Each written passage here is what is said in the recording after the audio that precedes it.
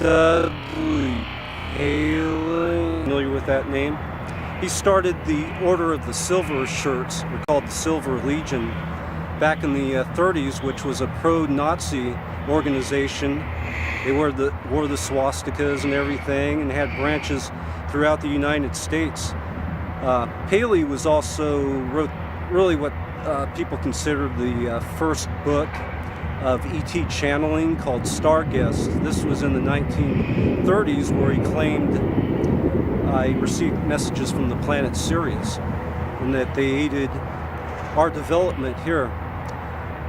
So you go from Paley, and there's all kinds of connections. It turns out that George Hunt Williamson, who saw something with George Adamski in 1952, they met one of those Nordics called Orthon out in the Mojave Desert. Williamson was associated with Paley. He wrote on a magazine that Paley published.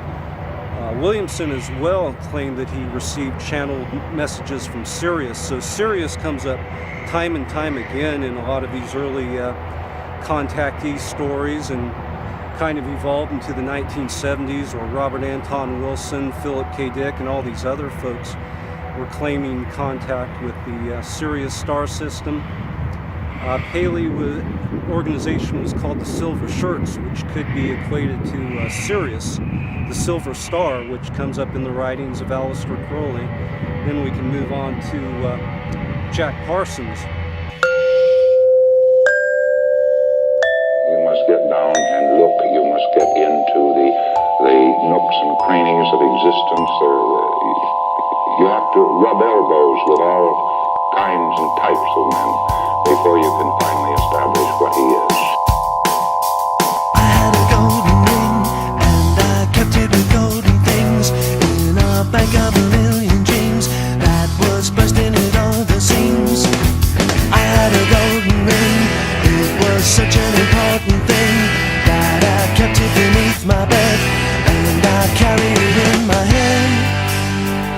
So we're out here at Devil's Gate Dam in Pasadena, or rather outside Pasadena. I don't know where the hell we are, but we... The locals call it So Pass, or No Pass. No Pass. We're in No Pass. Yeah, we're here at Devil's Gate Dam. It's a spooky place. Lots of connections with ritualistic things happening in the area, as evidenced by the plethora of pentagrams, graffitiing the place. This was also a favorite haunt of Jack Whiteside Parsons. He was a rocket scientist for JPL. He was one of the guys credited with putting us on the moon. Blew himself up in 1952 under mysterious circumstances, and before that, basically catapulted us into the current flying saucer wave post 1947. He was a devotee of Aleister Crowley. Set up a branch here in Pasadena of the OTO called the Agape Lodge, and it operated out of his home, which has been dubbed the Parsonage. And as legend has it, we get into the UFOs again. In 1946, he and L. Ron Hubbard, of all people. To really know life, you've got to be part of life. Founder of Scientology, which also seems to be a religion based on extraterrestrials if you dig deep.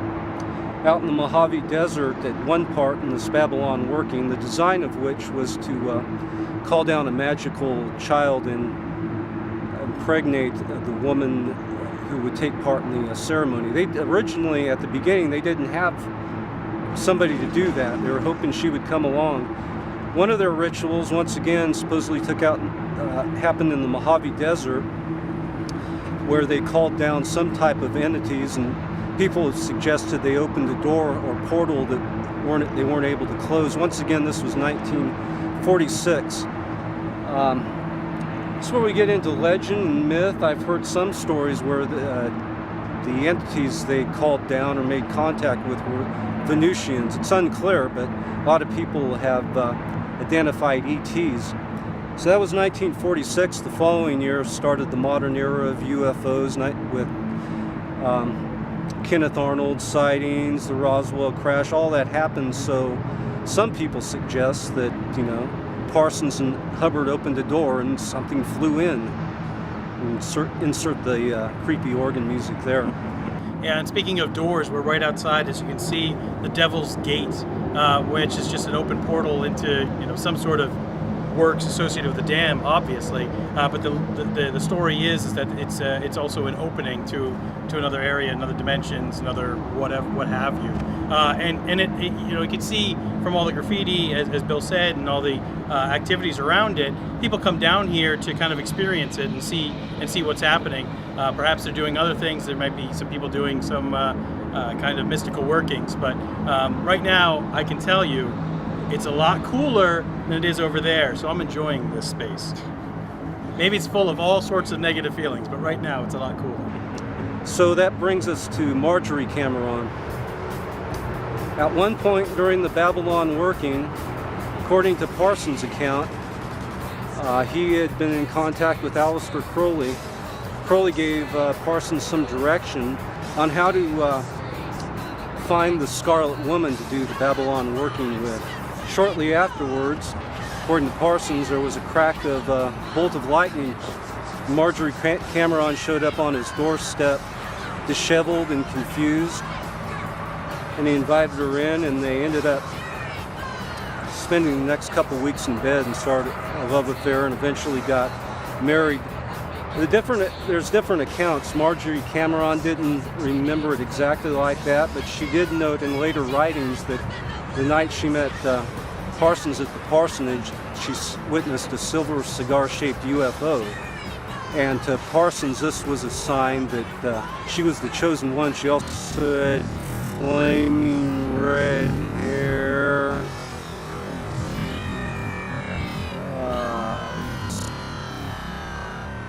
green eyes, so she fit perfectly the role of the Scarlet Woman. Later on, after Parsons died in the fiery demise, this is another connection to the early UFO contactees. Marjorie Cameron Parsons ended up near Giant Rock, living in Pioneer Town, which is, I don't know, half a mile or so from Giant Rock. And I was amazed to hear this. She became friends with George Van Tassel, and she was, during that period, was channeling or communicating with interdimensional beings as well. So there's this thread or this continuance of these contacts with ritual magic and UFOs over time.